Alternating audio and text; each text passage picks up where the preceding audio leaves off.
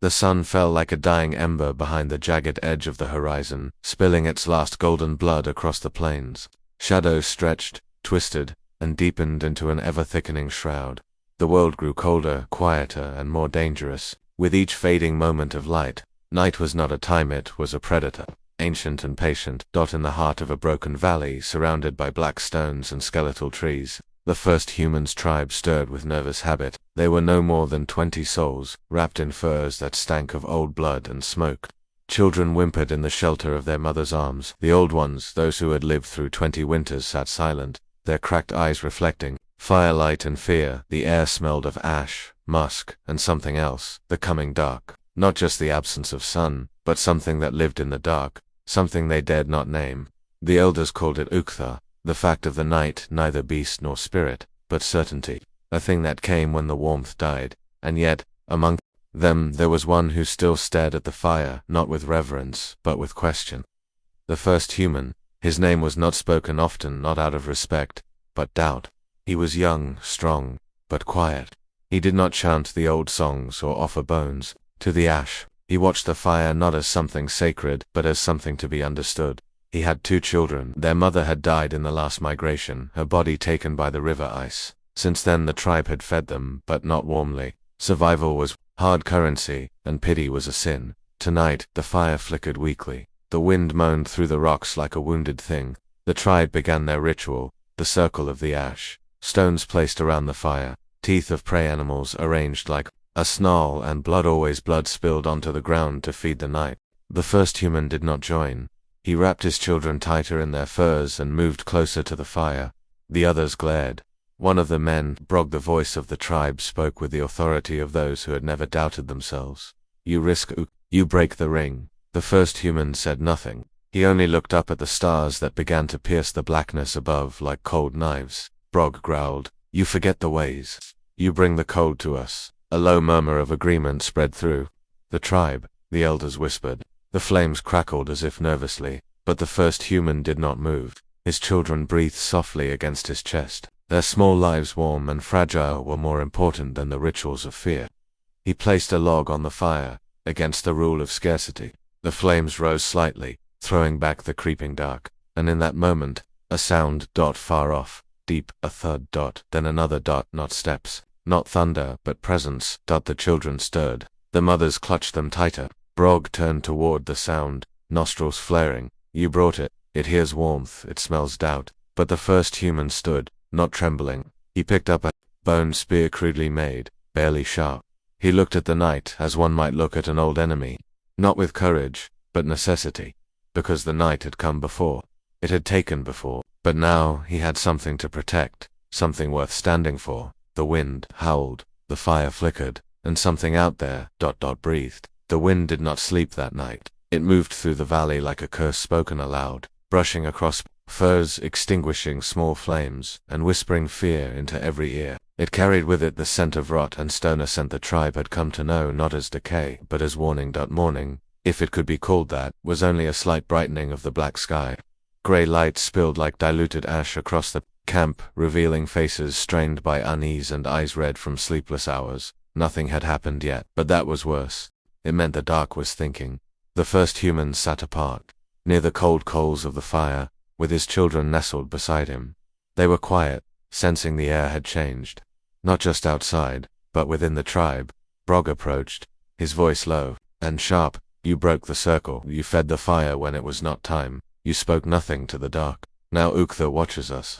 The others gathered, as they always did when a lesson was to be made of someone. The first human stood, cradling his youngest child in one arm. His other hand still gripped the spear. I kept them warm, he said simply. No, Brog spat. You made them seen. You showed the night you were afraid. An old woman, hunched and wrapped in the skins of ravens, raised a shaking hand. The dark sees the warm, it sees the soft. It comes when the circle is broken. A man in the crowd added, he is not of us. He thinks like the beasts. He feeds fire like it is a tool, not a god. And then, the words that sealed it, he brings death to the children. The tribe's judgment was swift, as it always had been when fear made cowards brave. The first human was ordered to leave the center of the camp. His place by the fire was taken.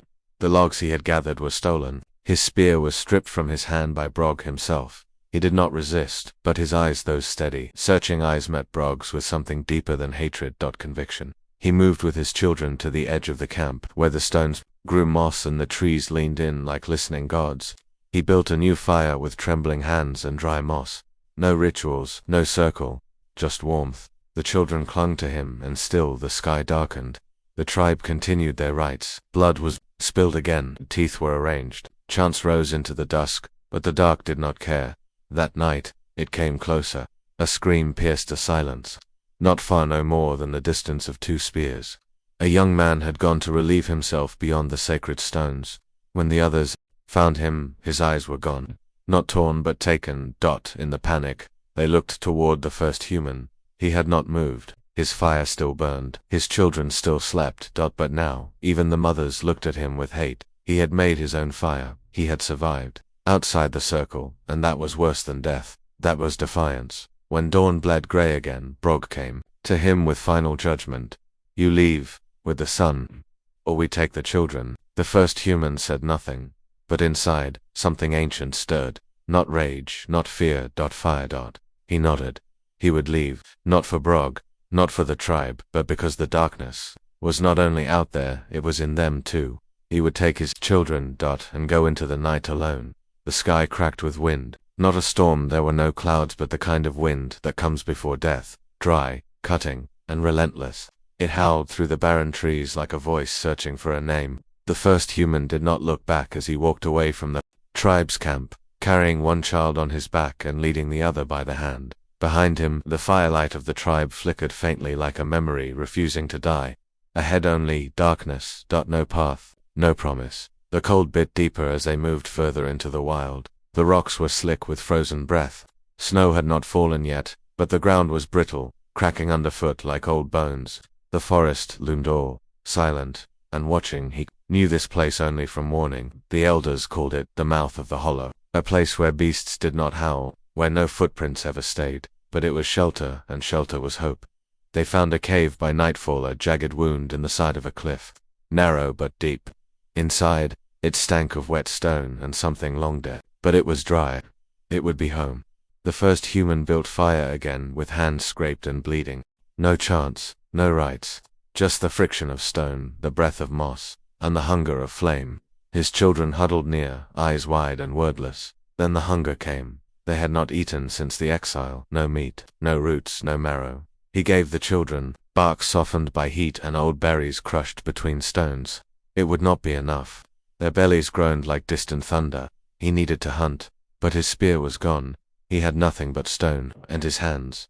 So he worked. He cracked rocks into sharp blades, lashed them to branches with sinew torn from his own tunic. The tools were crude, but they spoke of something deeper than tradition. Ingenuity. For 2 days he hunted. He followed tracks in the frosthair fox, even a fading trail of a great antlered beast. But each time the tracks led nowhere. The forest seemed to shift, hiding prey from him, testing him. Then, on the 3rd morning, it came. The beast. It was no deer. It was not even hunger, it was hunger. A lone cave lion, gaunt with starvation, its ribs sharp as blades beneath golden fur. It had followed the fire smoke. It had smelled weakness. The first human saw it first, crouched beyond the tree line. Watching. Did not run. He moved slowly, deliberately. His children watched from the cave, trembling. He raised his crude spear. The lion snarled low, ancient, a promise of death. Then it charged. The forest exploded into motion. Snow and leaves scattered. The spear flew not straight, but enough to cut the beast's cheek, drawing blood. The lion roared, not in pain, but in surprise. The first human ran not away, but toward it.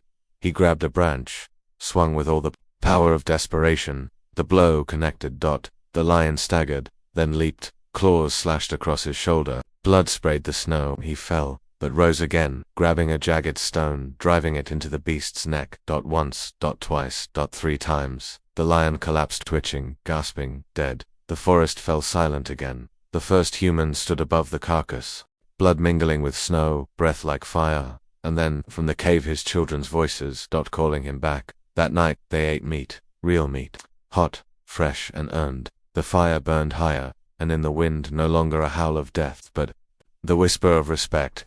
He had survived, not because of the tribe, not because of ritual, but because he adapted, and the night it watched, still hungry, still waiting. But now, it knew, this one was different. The bones of the lion lay beside the fire, bleached and cracked by heat. Its skull had become a symbol not of victory, but of transformation. The first human no longer feared the darkness in the same way. He respected it, yes, but he had touched it, fought it, bled with it, and still breathed. The forest had grown quieter in the days that followed, as if the lion's death had sent a message to the unseen things in the trees. But food remained scarce, and the cold deepened. Even with meat, the children's cheeks were sunken. Their eyes followed every movement of their father, their trust absolute. The first human knew it was not enough to survive. They needed more. One morning the air changed. It was not colder but heavier. The wind had stopped. No birds sang, no leaves stirred. The world seemed to hold its breath. He felt it in his spine. Something else was near. While exploring deeper into the woods, looking for water, he noticed a break in the stone, a crack in the cliff face that looked unnatural, smooth, deliberate. He followed it, slipping through narrow stone walls until he emerged into a place unlike anything he had known. It was a cavern, hidden by the land itself, but not just a hole in the earth. This place was shaped. The walls were marked not by claws or time, but by design. Lines scratched into stone, circles, shapes of animals, of fire, of the sun with spears running through it, a memory carved in rock. It was the first time the first human realized others had come before, and they had seen something. In the center of the cavern there was a pit black as pitch. Around it, stones arranged in a spiral, and at the very center, ash. Old ash. Ancient ash. He knelt beside it. The cold of it reached up into his fingers, but beneath, when he brushed carefully, he found something else. Charcoal, bone, a spark of red. Fire. But not from wood. From stone. He did not understand, but he felt it. This was not a place of fear, this was a gift, a memory waiting to be reborn. He carried pieces back to the cave, strange black rocks that smelled faintly of iron, and others that sparked when struck. He worked by firelight, striking them together, watching as sparks flew. At first, they died on the air. Then one caught a tuft of moss. Flame. But not from wood, from stone, and thought. He stared at the fire as if seeing it for the first time, not as a mystery, but as a tool. His mind raced. He began to build, not just fires, but shapes around them. Rocks stacked to hold heat, a windbreak of branches shaped like a mouth. He discovered that meat cooked over this fire lasted longer, that water boiled in a carved stone bowl did not kill his children's stomachs. Knowledge, not inherited, but discovered. His children watched, wide-eyed, mimicking him. They began to gather their own moss, their own stones. The cave filled with warmth, not just of heat, but of understanding. And then one night, a sound from outside. Movement. He stepped out, spear in hand, and found them, 3 figures, from the tribe. Cold, weak, hollow-eyed. One was a woman who had spat at him when he left. Another was a youth with a burned arm. The third was old near death. They had fled. Brog had led the tribe south, into the ice.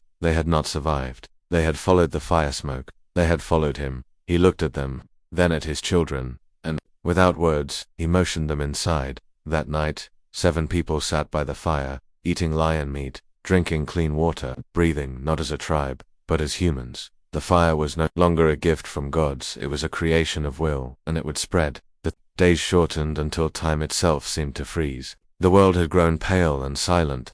Snow came not in flurries, but in waves, blanketing the earth in white silence. The cold was no longer an enemy, it was a wall between the living and the forgotten. Inside the cave, the fire burned steadily, surrounded by stones and branches, a creation of design and memory. The 7 who remained huddled together, bound by necessity, warmed by the mind of one man. The first human. He had become something new, not a hunter and not an exile, but a source. He taught the others how to shape spears from bone, how to store meat in snow, how to shape fire from rock. His children watched with reverence, imitating each movement, learning not just to survive but to create. But the night was not finished with him.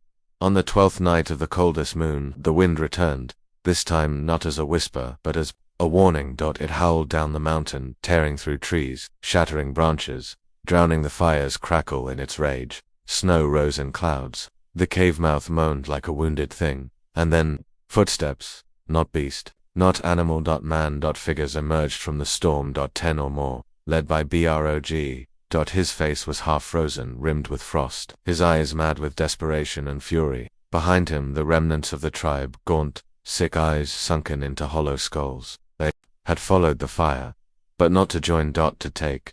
The first human stepped out of the cave, holding a fire-hardened spear. Behind him, the children, the woman, the old, the youth. The reborn. You have fire, Brog spat. You stole it from the dark. No, the first human replied, voice like stone. I learned it. Brog raised his arm. You will give it, or we take it. But the first human did not move. And then, for the first time, the woman behind him stepped forward. She held a burning branch. She stood beside him, then the youth, then even the old man, one by one. They took up fire, not as a god, but as a right. Brog hesitated. This was no longer one man. This was no longer exile. This was resistance. He lunged with a roar, charging through the snow, axe raised high. The first human did not back down. They met in the snow with the sound of stone on bone. The fight was not long. The first human ducked the blow, drove his spear into Brog's side, twisted. The older man fell, gasping, not from the wound, but from the realization. The fire no longer belonged to the old ways, it belonged to them. The tribe behind Brog scattered, some fled. Some fell to their knees, and in the silence that followed, the fire crackled louder, brighter. Brighter. The first human stood over the dying man and whispered, You feared the night. I listened to it. Then he returned to the fire, and for the first time they sang not to the sky, not to the bones, but to each other. Low, human sounds, rhythmic, inventive, alive. The fire danced, and with it, something new was born. Culture. From death came knowledge. From exile came unity. From the confrontation came the future. Dawn came slow, reluctant, as if unsure the world deserved light. The sun, pale and distant, spilled over the snow-covered trees and broken stones, casting long shadows that no longer frightened. The fire in the cave still burned, but now it burned in more than one place. In small circles beyond the rocks, on flat ground, in raised hollows, flames flickered, tended by new hands, guided by new minds. What began as exile had become a settlement. What began as survival had become change. The first human stood at the edge of a ridge, watching the valley. Below, his shoulder bore the scar of the lion. His hands, thick with callus and ash, held not a weapon but a tool, a shaped stone meant for carving, for building, not for killing. Behind him, the others worked not out of fear but choice. They dug into the hill for warmth. They shaped bone into hooks, bark into vessels. They hunted in teams. They dried meat, stored it in woven skins. The old man who once trembled now taught the youth how to find fat beneath bark. The woman led others in boiling roots. The fire was now everyone's, and the children laughed, not cries of hunger or pain, but the pure, unthinking joy of life uninterrupted. The first human watched them run through the snow, chasing one another with sticks, pretending to fight beasts they had never seen. One child, the oldest, had already begun shaping his own tools, mimicking his father's grip. He was no longer just the first, he was the beginning. The others still called him many things, some in fear, some in awe. Some whispered that he had spoken with the night and survived, that he had taken fire from the mouth of death, that he had broken the circle and replaced it with something greater. But he knew the truth. He had listened to the wind, to the silence, to the pain of hunger, the cold of exile, the weight of fear. And from that, he had carved a new path, not just for himself, but for all who would come after. In time, the valley would hold many fires. The cave would become a legend. The stones would carry marked symbols of beasts, of flame, of a man standing against the dark. And long after he was gone, the wind would whisper through the trees, not with dread, but memory. They would say, there was one who stood when all others knelt. There was one who faced the fact of the night, and gave it a name. There was one who was called weak, but became the root of everything we are. The first human, the fire, Bringer, the builder of warmth, the father of the future. And thus, the night did not end. But it was never the same again.